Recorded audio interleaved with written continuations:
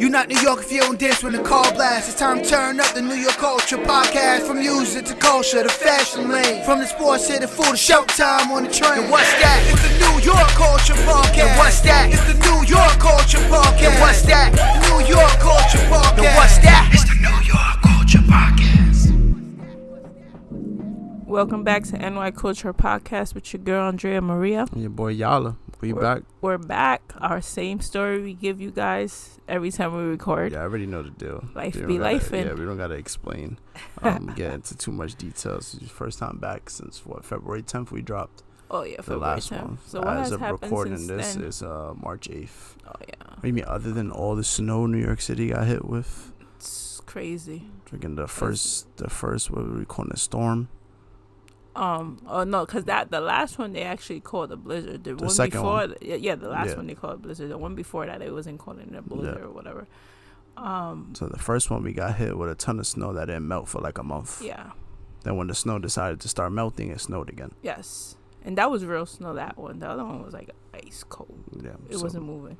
We had a lot going on over here in New York. Mm-hmm. Last time we recorded, we talked about the Super Bowl. Talked about Super Bowl. Yeah, we broke it down a little Super bit. Bowl, Team Puerto Rico's World Baseball Classic. Oh yeah, insurance stuff. You know how it's even we don't even try to talk about Bad Bunny, but it just happens. So Super Bowl. So Bad Bunny gifted the whole team Puerto Rico his sneakers, his cleats for the World Baseball Classic. So I'm gonna support somehow, some way. Yeah, because we actually mentioned last time how he the rumor was that he tried to get the insurance for Lindor and Korea. Yeah. They actually confirmed now. Yeah, they actually confirmed. Like yeah. I knew it was confirmed before, but I can't say it. So it was actually confirmed that happened, but it's still gonna happen. At the end of the day, it couldn't even happen for Lindor. Lindor ended up getting hurt. So and then, but the Korea said that the company that was proposed to help with the insurance stuff had cases where they hadn't paid players back in the past. So they, I think the team and his agent Scott Boras started against it. So I don't believe anything Scott Boras says. So on that note, but Team Puerto Rico. So everybody's been like, "Oh, Puerto Rico don't have anybody this year." You know, it's been a lot of people talk. Even when it comes to did they come out yet? The documentary they making of the we didn't get a chance to check. No. Yeah, even that, like people were like, oh, like why do they have the documentary when they never even won? But it's like what they create as a team. No one else has that as a team in whichever and in regular teams in baseball. You get what I'm trying to say? So I feel like, and that's why they're gonna go a little bit farther than what people thought this time around, even if they don't have the big stars, the big celebrities. It's just because of what they create as a team. As you can see, they pray before the games, they pray after the games. It's all about unity, and then they just feed off of each other. Yeah, just I think we said it last time, as long as they play with that heart, they play with that passion, play a little small ball base hits, not all about home runs. I don't even know. There hasn't even been. I mean, we'll get to the last game, of course. We'll touch on the game before, but we don't got nobody up there that's go as a home run hitter every, you know what I'm saying? Like, other than Heliot Ramos and Nolan Arenado, who can actually go up there and hit home runs, but nobody else on the team is really like. No, it's a lot of like kids, not kids. I don't want to say kids, but these younger guys, minor leaguers, So yeah, well, you want to just start from game one, I guess. Game one, well, we played against Colombia. Yes. It wasn't like it's obvious. You see when we on the field, there's no Correa, no Javi, no Lindor. You know what I'm saying? But the plays defense, are being made. Yeah, the defense is still sharp. The offense, I feel like it's just taking a big hit because like I think we were hitless. But you know what's the thing? Yes, the offense is not as great, but our pitchers are keeping us in the game. Yeah. That's the difference. Our pitching is actually great. So you had Seth Lugo the first game. Seth Lugo went 4 innings. You only gave up 3 hits, 3 strikeouts, but he has 62 pitches. And, they have the pitch limits in the first round and stuff like that. But he actually went longer than the opposing team's starter, Jose Quintana, who they said his major league team, I guess, like had restrictions on how long he could go on the starts and stuff like that, because they have a big say as to what goes on with the players. So apparently Seth Lugo didn't have those restrictions. So then we just had great defense and great pitching, and then we got to the 5th inning. We had a big inning where we scored 5, and that was all the offense that we needed. The pitching and the defense did the rest. Yes. And then we had Edwin Diaz come out in the 9th inning. Yeah, we got to hear the trumpets. Even before that, before we even got to that, we were in the bases loaded jam, and they were able to bring out my boy, our boy Fernando Cruz. One pitch. It just took him one pitch to get out of the bases loaded jam, and then that set up everything for Edwin Diaz. We got the whole spectacle, him coming out in Puerto Rico, pitching the trumpets and everything like that. Even though yesterday we were like, yo, we probably shouldn't even put him out there for game 1. We were up 5-0, but I think it was just the atmosphere, you know what I'm saying, just to get the people going and stuff like that. Like, I was like telling him yesterday, when the last time for the World Baseball Classic, we went to the DR versus PR game. I don't know. We spoke about it on the podcast. 2023. We probably did. I don't know. I don't know. After the last World Baseball Classic that we went to, like, our life really shifted. But I don't know if we record. You might have new listeners, so you might as well. You could just briefly get into it. So what? I'm saying, like, that was the game. We went to Miami for 2023. Go. We saw Israel and Venezuela. Yeah, we saw Israel. Yes. The main game we went for was the PR versus DR game. Yes, and that game was bananas, and it was crazy. So, like, I've been to plenty of games. I'm not trying to brag. I've been to great games. I've been to Derek Jeter's last game at Yankee Stadium, and I'm the biggest Derek Jeter's fan ever. My son's middle name is Jeter. And I could tell you, the PR versus DR game was different. It was a whole different type of atmosphere. It was different.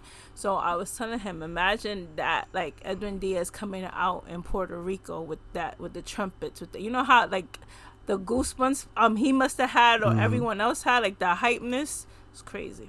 And he needed that comeback after. Yeah, because the last time we saw him, he was breaking his. We won the game last year. I keep saying last year. Last classic. He won. You know, he came out, the trumpets, everything, closed the game. Celebration came, and he got hurt. So no more jumping for Edwin Diaz. No more jumping. So then he redeemed himself with this last game. Well, hopefully we see him more, because I hope we go to the next round and the next round. That's just me. So that's game 1. We won 5-0. And then game 2 was yesterday, which was a very great game. Yeah. A little stressful. It was a pitching A little stressful. There was no score until the 5th. Panama scored. I think it took out the pitcher that we had that was doing great, by the way. I think he's in the Boston Red Sox farm system. The pitcher that we had, I think it's Eduardo Rivera. He was great. Freaking 5 strikeouts. He went 4.1 innings. He was dealing. I think he was doing great. Then we took him out. We brought in Jorge Lopez. Jorge Lopez gives up back-to-back extra base hits. He inherited a man on, so him giving up the back-to-back extra base hits let them score 2. So now it's like, damn. And then we come back. We don't score in the bottom of the 5th, bottom of the 6th. The top of the 6th come. They don't score. Then we ended up scoring because Nolan Arenado hit a sac fly with the bases loaded, and what could have been a grand slam, it would have went insane. But like he did the job. And then so then after that, there was no score. It was still 2-1 until the 9th, right? Well, we ended up walking. Yeah, that's when we had the bases. We walked the bases loaded, right? Yeah, we walked the bases loaded. There was one runner on first and runner at third when they walked Matthew. Matthew Lugo. They walked him. And then the top of the lineup came back up. Willie Castro worked the walk, and that's how Eddie Rosario came across home plate to tie the game. And then Heliot Ramos came up next. Faced a new pitcher. The crowd's going crazy. He swings at the first pitch. I just don't understand, like, the atmosphere. The atmosphere is, jumping. You know what I'm saying? Everybody's hype. The team has momentum, and they let this sit the first pitch, see how it's coming in, stuff like that. The crowd is going crazy. Let the crowd maybe get to the pitcher. No, swings at the first pitch, ground ball. Boom, we shoot ourselves in the foot. We get out of there. So now we end up going to extras. But then, wait, before we go into extras, we had to sub all of, like, our hitters out. Arenado got subbed out. Who else got subbed out? We had how many catchers played the game that day?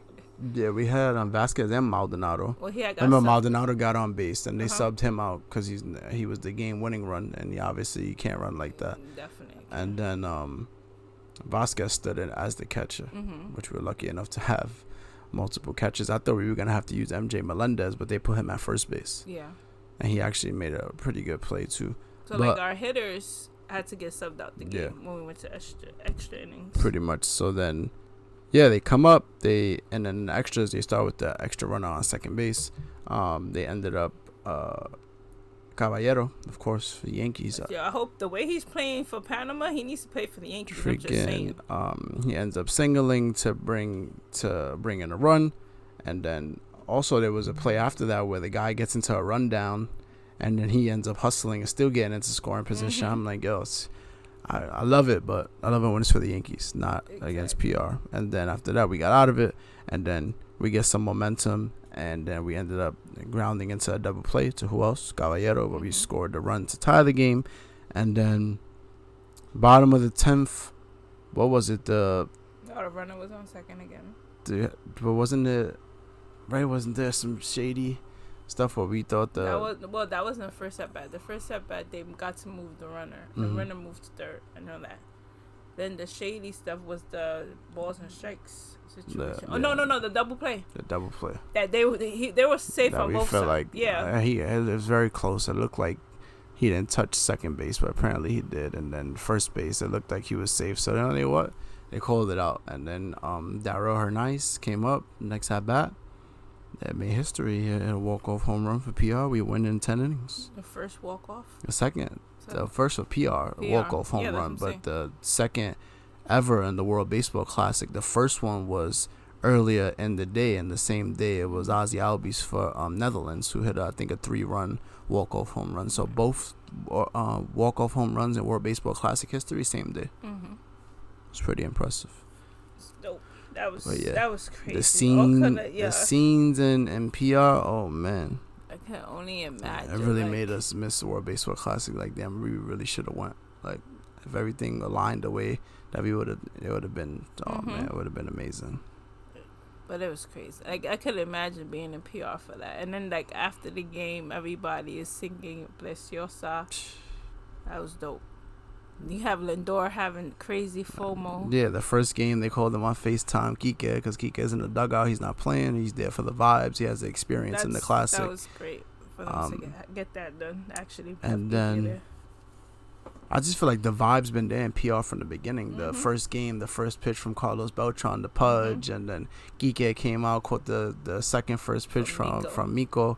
And then, so I feel like the vibes in PR are great. And what's the next game? The next game is against... It's tomorrow. The next game is tomorrow, which is a Monday.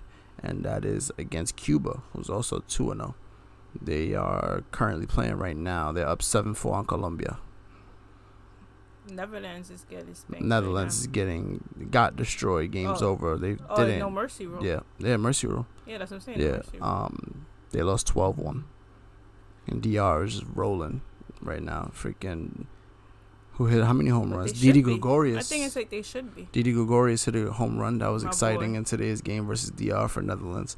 But speaking of Netherlands, dumb Jerickson Profar of the Atlanta Braves decided to go and test positive for PEDs right before the first exhibition game of the World Baseball Classic, like tune-ups. They were playing against like teams that were in spring training and stuff like that. And then apparently, from what I read, once he heard the news, he just like up and left. Like he didn't. Isn't it his second time? His teammates were stunned. His coaching staff was supposedly left scrambling. And then he also freaking, what was it, last year, I think, if I'm not mistaken. Last year he started the year, I think, serving a long suspension. So because this is the second time he's serving for PEDs, I think it's the whole season. Yeah. That doesn't make sense, though. Yeah, I don't understand. If you just got caught, you really think you're not going to get caught the second time? I don't know. People are crazy. I remember, say that. Yeah, so he started the 2025 season with an 80-game suspension. So then he came back and ends up getting caught again, which is not the greatest when you're trying to represent your country. Maybe the PED like really mess up people's brains also. Yeah, maybe. Because look at the list of people who has been on it. And it's crazy too. He's gonna play alongside his brother. His brother's playing first base for them. So it's like, that's just stupid decisions. Look at A-Rod. How many times he used it, and then finally admitted that he used it for the majority of his career. Technically, see, tell you something wrong with it. Does something to the brain. Look, he was just with Donald Trump the other day, chilling. Yeah, that's right.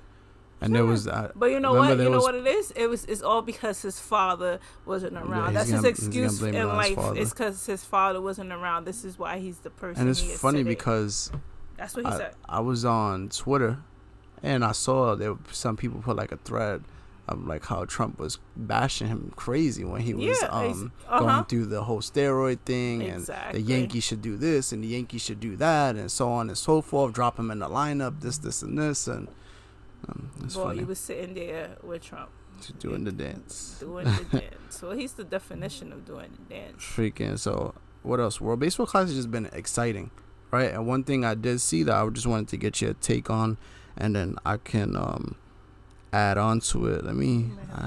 I just had it.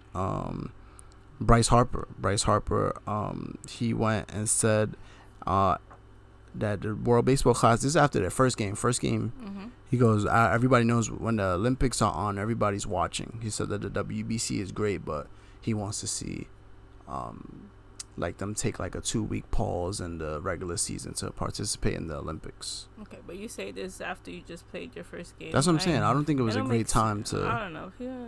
At the end of the day, we get what we get right about now. You know what I'm trying to say? Like, and if you think that that people are not very passionate about the World Baseball Classic, you are mistaken. Oh no, it's because he plays for USA. That's why. It doesn't, you know what I mean? It doesn't mean as much as somebody that's coming from PR or someone that's coming from DR. Doesn't Colombia, mean as much. Cuba, like Panama. That it doesn't mean, because we know what it is to fight for something. You know what I'm trying to say? Like everybody be like, oh, Puerto Ricans OD. They always rep they set, but it's a different feeling. So people like the USA will never have that feeling. Kika said it might feel more like important to people than the World Series himself. Yeah, but Lindor even said it beforehand. And also in the Brazil versus USA game, I know one of the highlights, other than our boy Aaron Judge hitting a home run his first at bat. Was it Yankee, right? It was the 17-year-old Joseph Contreras. He's the son of Jose Contreras, and he ended up getting judged. You know the funny thing is, I didn't know that, and I was gonna ask you that for real. Like, seriously, I didn't even know that. So you gave me a confirmation. I was actually not on air, obviously, but so he ended up getting judged to ground into a double play. Think about this dude. He's a senior in high school. I just pitched against the greatest hitter on the planet. I got him to ground into a double play while representing my country. I think he still got to go back to go finish high school. Like, he's a senior. Crazy. I could go back to high school flexing like, yo, you ain't messing with me. But one pitch, right? I wasn't a couple. It might have been a couple. I'm not sure, but I know Judge had good things to say. Yeah, like they try to like. It was like, oh, we won't ask you about his stuff because you didn't see him for much. But then Judge was like, yeah, he's for his age and he's throwing like 100 and stuff like that. He had good things to say about him. But yeah, just giving like a brief update on the World Baseball Classic. Is not a long episode today. Just really excited coming up to Puerto Rico. Win last night. Wait, I'm confused. So he's playing for he's playing for Brazil. Brazil, I don't know. His father's Cuban. I don't know if his mom. Maybe mom has to be mom. Nah, because I remember when unless he is a different baby mother. Because I remember, not to say it like that. I remember I was a heavy Yankee head all my life. I remember when his family came from Cuba, like. All of them, and they had them in the skybox and everything. The Maddie and the kids all young.